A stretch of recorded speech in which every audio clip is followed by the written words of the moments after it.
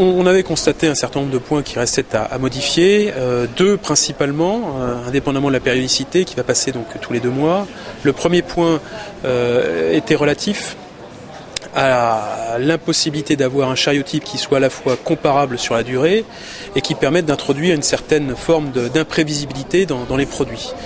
Donc nous avons résolu le problème en proposant que pour le prochain relevé, le chariotype comprenne une partie fixe qui ne bouge pas de 40 produits, qui soit la même sur 6 mois, sur 1 an, sur 2 ans, et par contre qu'il y ait une partie variable de 10 produits qui, elle, tourne en permanence relevé après relevé, de sorte que nous puissions faire des comparaisons de façon sûre et certaine sur le même périmètre des 40 produits, tout en ayant des éléments qui ne permettent pas aux acteurs de la distribution de s'accoutumer en quelque sorte à ce chariot ou ce panier à 50 produits.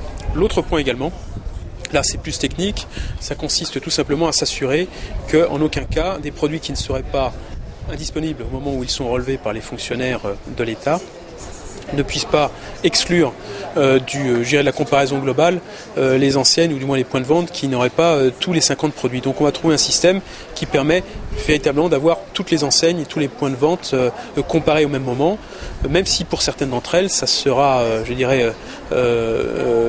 faire en sorte que le produit manquant sera pris soit au prix moyen, soit au prix le plus élevé du relevé.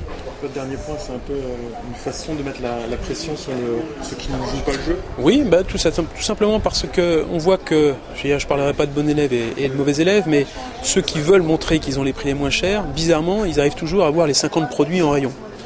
Ceux qui n'ont pas trop intérêt à ce que on voit, leur prix et la différence, ne jouent pas forcément le jeu. Enfin, bizarrement, ils n'ont pas les 50 produits, ils en ont 46, 45, etc. Donc il ne faut pas que le doute profite à celui qui a des choses à cacher. Des fois, c'est pas des choses, à ce point désagréables, mais il faut effectivement que le doute profite à celui qui veut vraiment illustrer sa politique et sa manière de faire, tout simplement. C'est une proposition qui a été émise au cours de la précédente réunion il y a 2 jours à la préfecture, mais par la commission.